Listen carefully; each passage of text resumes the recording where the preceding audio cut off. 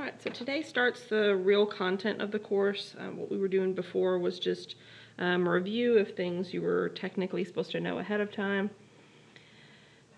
So today we're going to look at basic linear equations and their graphs. So first thing, I want you to know what linear means. Now the base word for linear is line. So these are going to be equations which are lines when they're graphed. But I also want you to be able to recognize what the equations look like if there's not a graph in front of you. And a good rule of thumb is they have only x to the first power in them. So in other words, they're pretty general, they're pretty basic. There's no x squared, there's no x cubed, no other powers of x other than 1. You would never see an x under a square root. You would never see an x in the middle of a fraction, well, in the bottom of a fraction more specifically, or just anything other than just a plain old nice x to the first power equation. Okay, so an example of a linear equation might be like 2x plus 4y equals 8. Okay, that's linear because notice the x is raised to the first power. So when we talk about lines, there are some pieces that I'm going to want you to be able to recognize, to be able to find, and all that. So slope is one of the first descriptors that we talk about with linear equations, and they measure, or a slope measures steepness or the rate of change of a line.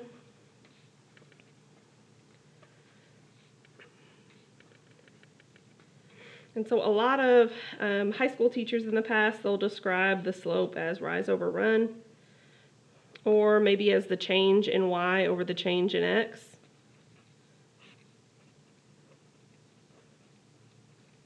And both of those are appropriate.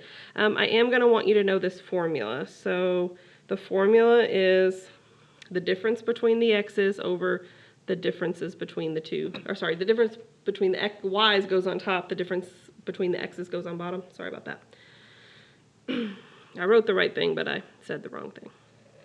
So you look at a graph much like you read a sentence from left to right. So if you look at this graph, notice that it goes up from left to right. So this would be an example of a positive slope.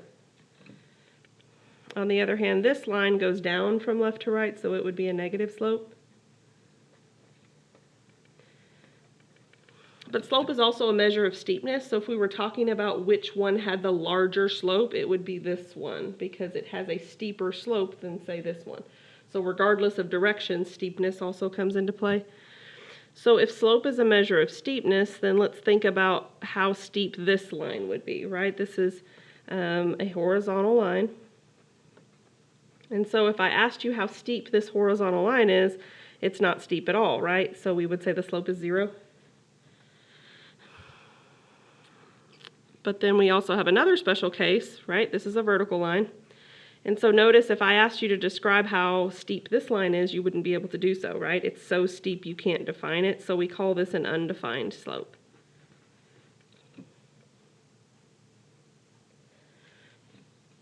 All right, so for the first example, we're only probably really going to do one like this because it's pretty self-explanatory. But if I asked you to find the slope between 2 points, you just need to use the slope formula. Now, slope questions aren't that involved, but I will say probably the most common errors are sign errors, so make sure that you are careful about your signs. So we always use the letter m to represent slope. So the formula is difference of the y's over difference of the x's. Okay, so we're going to take the 2 y's and subtract them from each other, and the 2 x's. Now, it doesn't really matter which one you call y2 versus y1. But I'm going to call this y2 since it is technically the second y. So it's going to be -4 minus the first y, which is -2. Notice I end up with a double negative there because the formula has a minus in it, but then the 2 is also negative. Okay? But since I made this my y2, I have to make this my x2. So it doesn't matter what point you start with, but you have to stay consistent. So if you start with this y first in your fraction, you need to start with this x first in your fraction. Okay, so minus a negative changes to a positive. So we end up with -2/6. Okay, my math lab won't like this answer. If you give an answer like this for a slope or something else, it's going to say, my math lab is going to say your answer is correct, but it needs to be simplified, because notice 2 could be divided out of both. And so the final reduced answer that my math lab would want to see, it would be -1/3. Okay, so that indicates that the line's going down from left to right. So I don't want to do any more just straight up slope questions, but I do want to mention if you are finding slope and you get one of these special cases, what that would mean. So if you're finding slope and you get 0 over a number, 0 divided by any number is just 0. So if you get 0 on the top, it's indicating that you have a horizontal line. Okay, versus if you get a number over 0, okay, we're actually not supposed to get 0 in the bottom of a fraction. We learned that a long time ago. So if you get 0 in the bottom of a fraction, it actually means that that value can't be determined or it's undefined. Okay, and so this would, of course, be a vertical line. So if you're doing the problems involving slope on my math lab and you come up with undefined, there'll be like a multiple choice option for you to choose undefined. Okay, so that's how you find slope. So we have, we mentioned that linear equations were x to the first power equations, but there are actually 3 kind of mainstream ways to write linear equations. So the first and probably most common way that we'll want to write equations of lines is in slope-intercept form. Okay, and slope-intercept form looks like this: y equals mx plus b, where m is the slope, m always represents slope, and where b is the y-intercept. Okay, so just like the name implies, if you have the slope-intercept form, you are given a slope and you are given a y-intercept. Another form of an equation of a line that you might see is called the point-slope form. And so this is what this looks like. Y minus y1 equals m times parentheses x minus x1. So no surprise, m is still slope. But then x1 is going to be the x value of the point you're given. And then y1 is going to be the y value of the point.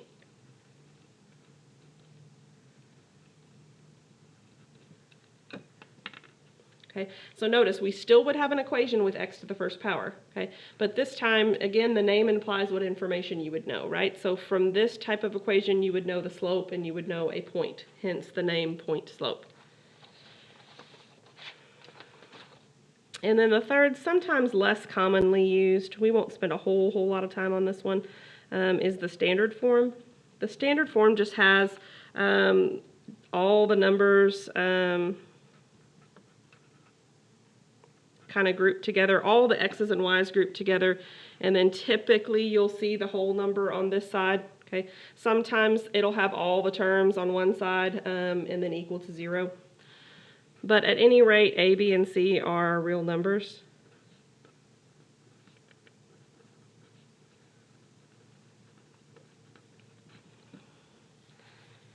All right, so let's run through some examples where we either have to use an existing equation of a line or maybe we have to find an equation for ourselves. So if I asked you to find the slope and the y-intercept of the following, okay, so notice this is our m, right? We are in slope-intercept form, right? The name implies what format we're in. And then this is my b, right? So my slope is 3. And my y-intercept is -2. Now, a lot of times we'll see the y-intercept written as a point. So the y-intercept would actually be 0, -2. Okay. All right, so what about one where I want you to write an equation for yourself? So write an equation of a line with a y-intercept of 4 and a slope of 1/2.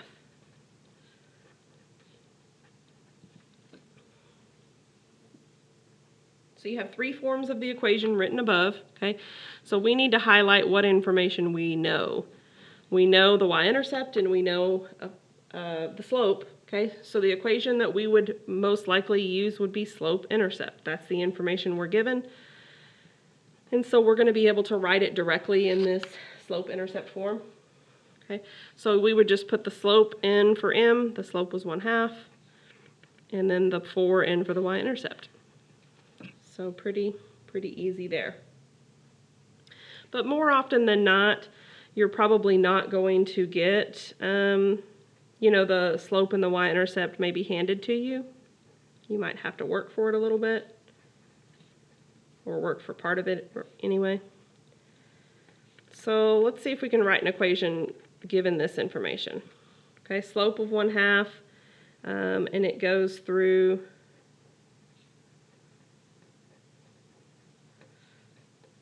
3, -4. Okay, so we have a slope of 1/2, and we're given a point of 3, -4. So notice this time we're not given the slope and the y-intercept, so we wouldn't be able to use the slope-intercept form right off the bat. But we were given a slope and a point, and luckily we have a equation form that works there too. It's called point slope. So we're going to use this equation and plug in the appropriate stuff, right? So it's going to be y minus the y value equals the slope times x minus the x value. And so on your homework, pay attention to what it asks for, but like on a lot of these, it will ask for first, it'll say give the equation in point slope form.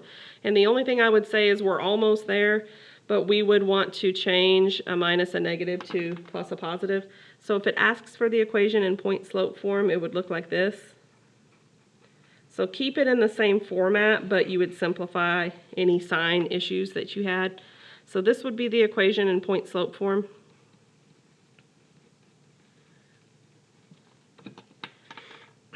Okay, but sometimes it'll ask you then to write it in a different form.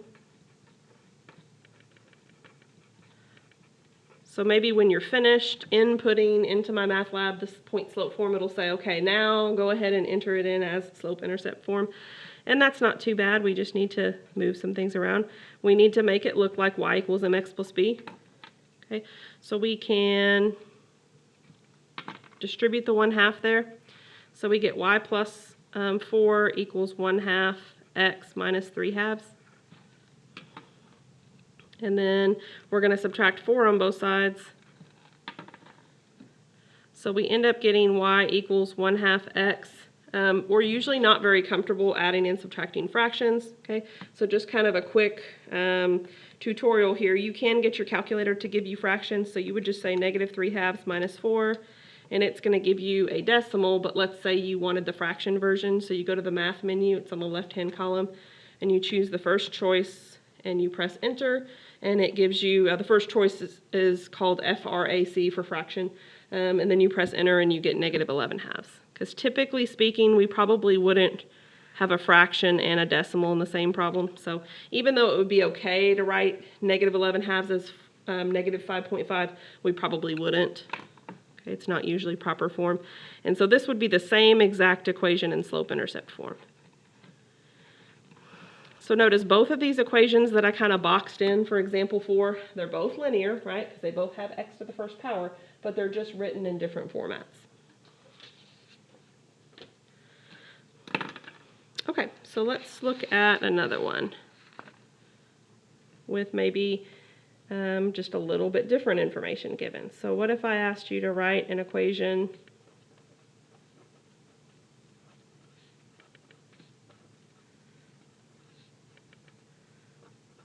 of a line through 1, 2 and 3, -2. Okay, so notice this time I'm given 2 points. Okay, so if I run through my list of forms for linear equations, I don't have the information I need to be able to use slope-intercept. I actually don't have a slope or an intercept. Even point slope, I have a point, but not the slope. But I will be using that format, the point slope form. But just notice, I'm good to go on the point, right? But what I need to do is find the slope first. And notice I can find the slope between any 2 points, right? So that shouldn't be too bad. So I'm going to use my slope formula, which is y2 minus y1 over x2 minus x1. Okay, so it's going to be the second y minus the first y over the second x minus the first x. So I'm going to get negative 4 over 2, which reduces to negative 2. So I'm going to circle that. It's not really my answer, but I'm going to use it in my answer, right? So now notice this is going to go in for m, negative 2, but then the question becomes like, which of these points should I use? And the answer is I can use either one, okay? I would actually get the same final result no matter if I use this point or this point, but I'm going to go with this point because it happens to just be positive. I just think it's a little bit nicer. So it's going to be y minus the y value equals the slope we found times x minus the x value. Okay, so if you're asked to write it in point slope form, this is it. Okay, this is as far as you have to go here.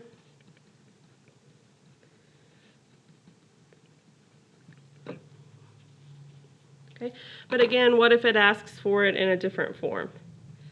So what if it asks for it in slope-intercept form?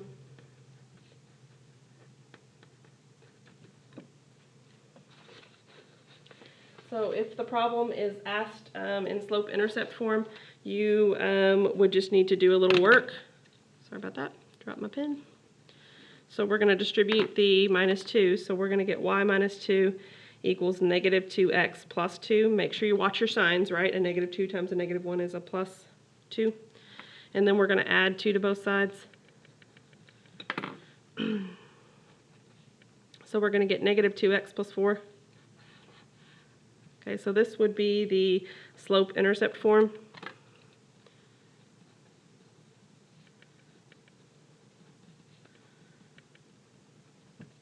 And then if you're asked to write it then in standard form,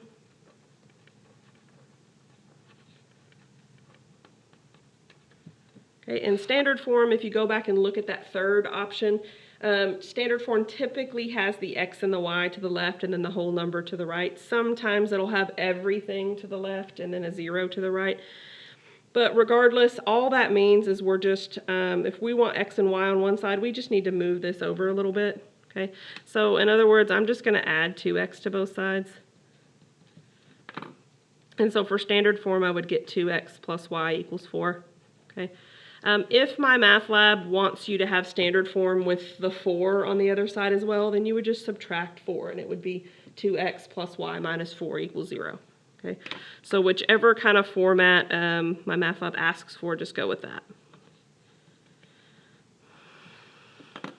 Okay, so notice all 3 of these equations are actually representing the same line. Okay, they're all linear because x is to the first power. They're just definitely in different formats.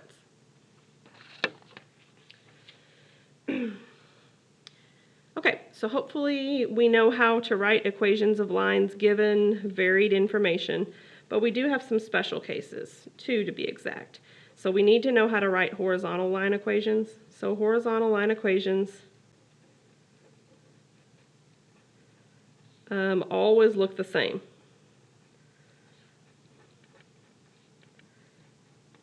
They always look like y equals a number. Okay? But here's why. I do want you to know this, but maybe you don't have to memorize it. Maybe you can just kind of work it out and reason it out. The reason is because if we had y equals mx plus b, which that's the slope-intercept form, and we realize that we have a horizontal line, notice horizontal line equations always have slopes of 0. So if we plug in 0 there, we would always get y equals b, and b is just a number. Okay. Another way to think of it is to look at a graph. So we're going to graph here in a little bit, but I just want to look at a basic horizontal line graph. So let's look at a horizontal line at 2.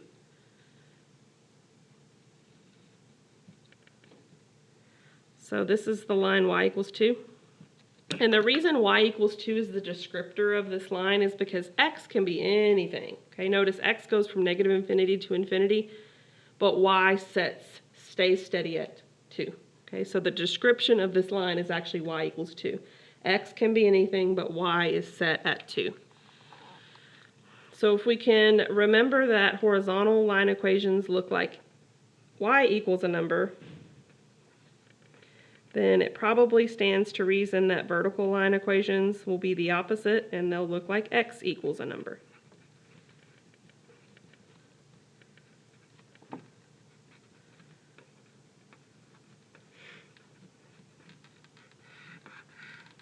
Okay. Notice I really wouldn't be able to talk about y equals mx plus b with vertical lines, right? Because the slope is undefined and I can't plug in undefined here. But I can look at a picture. So if I have a coordinate system graph kind of drawn there, and let's draw a vertical line at -3. So this would be the line x equals -3. And notice, just like my logic up here, y this time is varying between -infinity, infinity, but x is staying steady at -3. Okay. So horizontal line equations always look like y equals a number. Vertical line equations always look like x equals a number.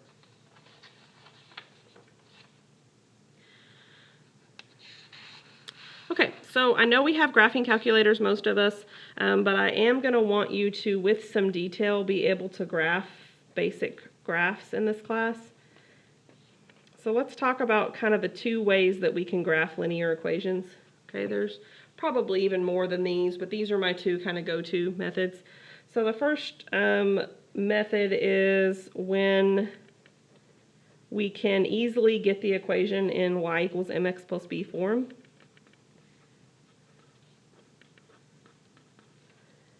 Okay, so when it's in y equals mx plus b form, remember that means you have 2 pieces of information. You have the slope, which is m, and you have the b, which is the y-intercept. Okay, so the first thing you do is you plot the y-intercept, in other words, draw it.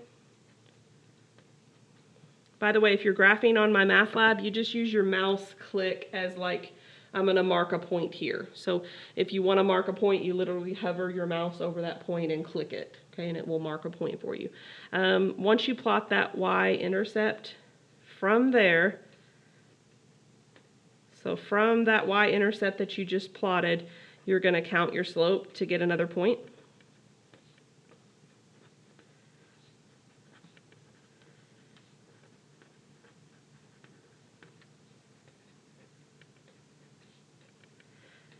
If you want to, you can do it again and get a 3rd point, but 2 points is really all that you need to be able to draw a line.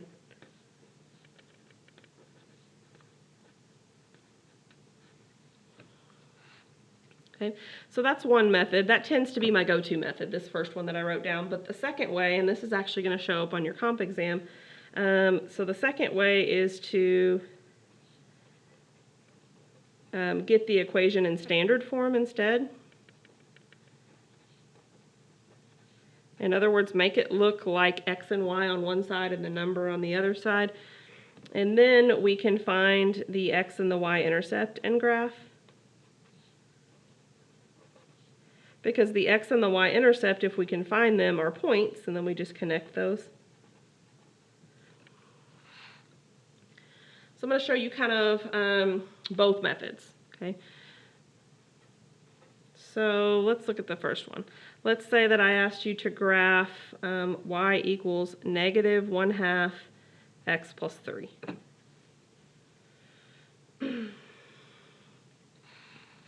Okay, so notice I know some things, right? This is my slope. This is my y-intercept. Okay, so the y-intercept is what I'm going to graph first, and then I'm going to worry about the slope.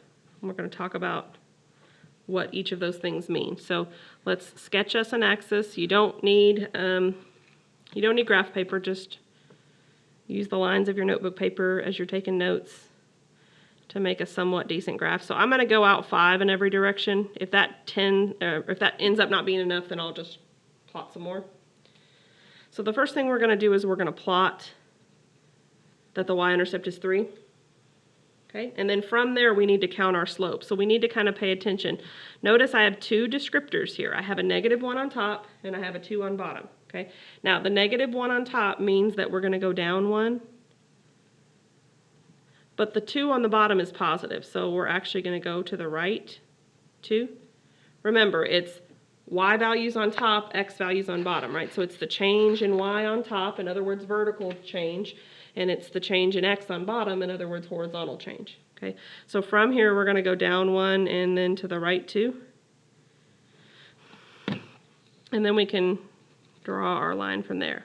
Okay, notice it's supposed to be going down, right, because we have a negative slope. Okay, so make sure your line appears to go in the direction that you would expect. Okay, so that's the traditional method for hand graphing. So what if I asked you to graph example 5 above using intercepts?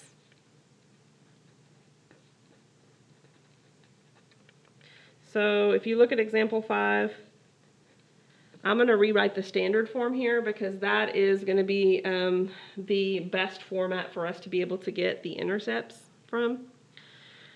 So when we're finding intercepts, if we want the the x-intercept, rather, we want to set y equal to 0. If we want the y-intercept, we want to set x equal to 0. So if we set y equal to 0, we get 2x plus 0 equals 4. So 2x equals 4. If we divide by 2, then we get x equals 2. Typically, though, we're going to want to write these as points. So what that means is the line goes through the point 2, 0. Okay, on the other hand, here we want to set x equal to 0. So think of it this way. When you want intercepts, you set the other thing equal to 0. Okay, so we're going to have 2 times 0 plus y equals 4. Notice 2 times 0 is 0, right? So that goes away, and I just end up with y equals 4. And that point would look like 0, 4. So when the x and y intercepts are able to be found easily, this is actually a really viable or good way to graph because they're really easy points to plot. So we know that the x-intercept is 2, the y-intercept is 4, and then we can just connect them. Okay, so pretty easy peasy there. Okay, so make sure you're kind of familiar with both forms of graphing. So the last thing that I want to touch on is just maybe start to introduce to you some of the ways that we can apply linear equations to areas of business. Now, linear equations are the simplest equations that we can have, so to be honest, they're not always complex enough to really describe big businesses or corporations. But we got to start somewhere. Okay, so if we had a cost equation, okay, so cost meaning what's the cost for a company for producing however many items? So let's say that this is our cost equation. Usually we use function notation, and we're going to use capital C to represent cost. So if we have a cost function that is linear, and this is linear, right, because x is raised to the first power, okay? We'll talk about this a little bit more in depth, but I just wanted to introduce kind of the concept of business type linear equations. So this 100, notice the plus 100 is being added no matter what x is, okay? So this is a type of cost called the fixed cost. And just like the name implies, fixed cost means it's always there, okay? No matter how many items we make, the fixed cost is $100. But this 3, notice the 3 would change, or not the 3, but the value of this part would change depending on how many items you made, right? If you made 1 item, it's an extra $3. But if you made 10 items, it's an extra $30, right? So we call this the variable cost. The variable cost, the word variable means changing. So the variable cost depends on how many items you're making. Okay? Now, cost functions definitely aren't always linear, but when they are, they can be broken up into a fixed component and a variable component. Okay? Another way that we often discuss linear equations in business, another example is depreciation. Okay, so depreciation, I know you've probably heard that word before, but it describes a loss of value. Many purchases that you make for business and personal items do depreciate in value, like A vehicle, when you buy a vehicle, it depreciates in value the second you drive it off that car lot. Okay, when you buy a computer, any technology equipment definitely depreciates in value. Okay, and so the IRS typically depreciates items that a corporation or business owns, and they use a linear depreciation model typically.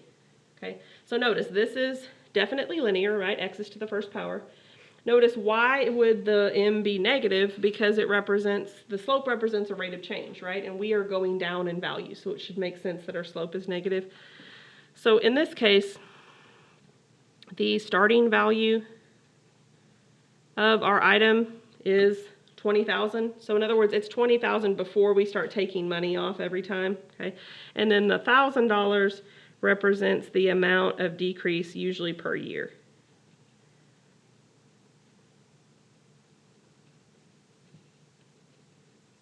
Okay, so it's just a rate of change, in this case negative, per a quantity of time. Okay, so on this first homework assignment, you are going to get some word problems, and don't make those harder than they are. A lot of times they're just reading through the word problem and talking about kind of what the individual pieces represent for that word problem. Okay, so usually it's describing the M and the B in some way that makes sense for the context of that problem.